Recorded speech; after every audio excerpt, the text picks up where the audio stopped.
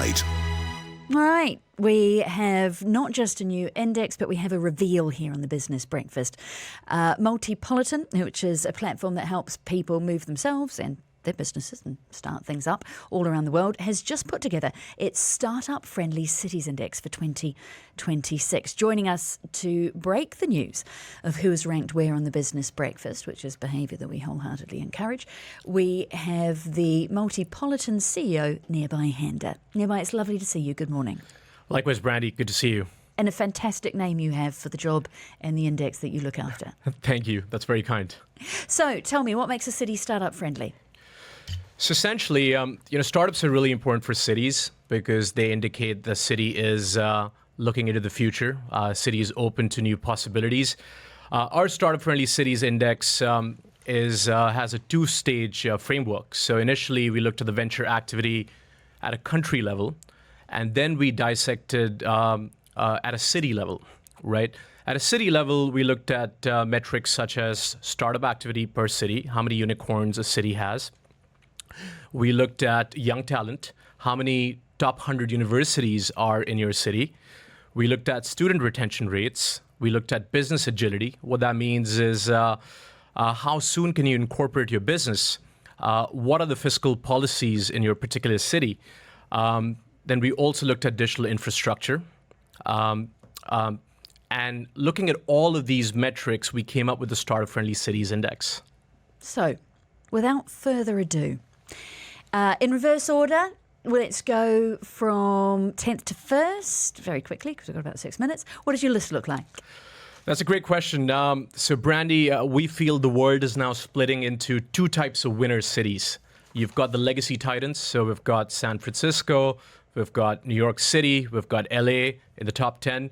And then you've got cities which are called the builder cities. So we're looking at places like Dubai and Singapore, and they are competing on user experience and speed, right? So I say cities are the products and founders are the new customers. So cities that treat founders like customers are always going to have an edge over cities that are treating founders like applicants. Okay, so we've got Paris in at number 10, Hong Kong in at number 9. Want to continue? Yeah, so that's the top 10 ranking. We have obviously Dubai doing really well. You can look at the Dubai Unified License, which allows you to set up a business here and open a bank account very, very quickly, reducing friction for entrepreneurs. Similarly, you've got D33. So there are very few cities in the world which have gone out and said, we're going to build 30 unicorns by 2033. That clarity of thought and that bold ambition is impeccable. So Dubai is a place where founders should come and build. Okay, so your top 5, you've got San Francisco coming in at number 1, legacy city, Zurich coming in at number 2, Dubai coming in at number 3, Singapore number 4, and New York number 5. Why are we at number 3? So that's primarily because of the unicorn count. If you look at venture capital density in San Francisco, it's very large. There's bigger capital infrastructure. San Francisco has about 200 unicorns. Dubai is sitting close to around 10, right? And that's going to change in the future. We hope so. And that's primarily because of that. Going forward in the future, as I said, a lot of these metrics are based on historic data, but we feel cities with more business agility will come up in the future. 2024, 2025, really bad press for San Francisco in terms of lack of safety, in terms of companies pulling out of the city. Are you talking about the valley rather than San Francisco itself? San Francisco itself, right? And that's primarily because of the talent pool and also because of the capital infrastructure that San Francisco has and the venture activity. Okay, so let's look in the other direction. What puts us ahead of Singapore and New York and London? So that's primarily business agility. So how soon can you incorporate, right, your digital infrastructure? Things like DUL, Dubai Unified License. How soon can you open bank accounts? And I think this is where Dubai really has an edge over others.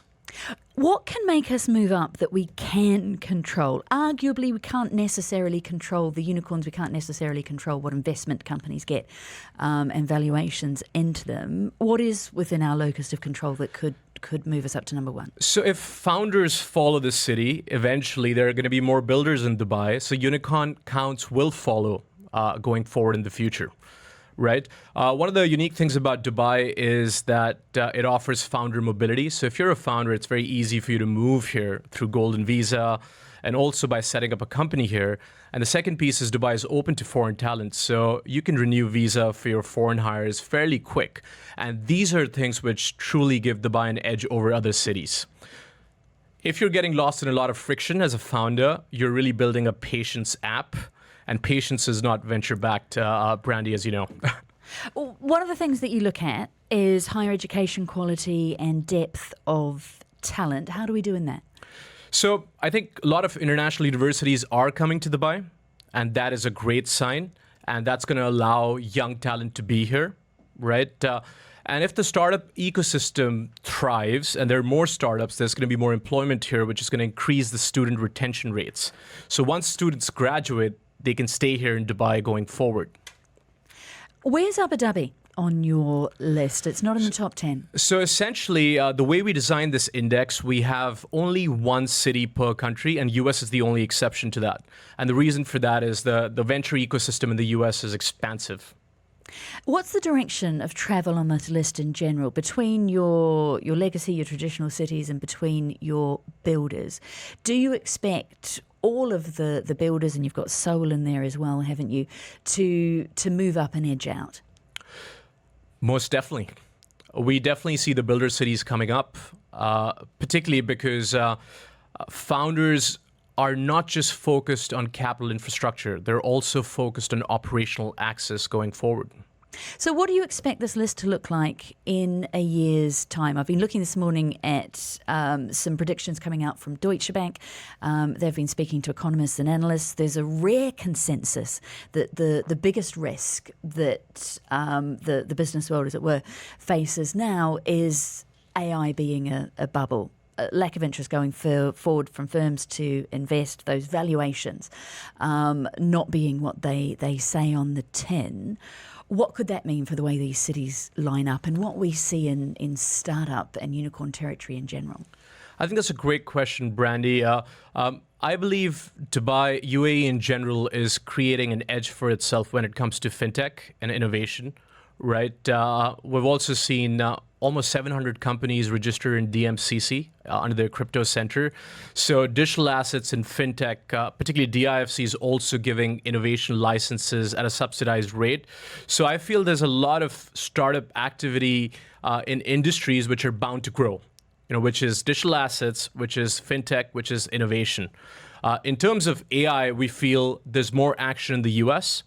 Right. So I believe in Dubai's context, the startup ecosystem in Dubai is going to continue to grow because they're invested in industries which have gone through a sandbox before. Nirbhay, Handa, we have to leave it there. Unfortunately, we are getting up to the end of our segment. It is 7:45. The CEO of Multipolitan coming on with that new index and sharing it here first on the Business Breakfast. Thank you for your time. Thank you so much, Brandy. Thank you for having me.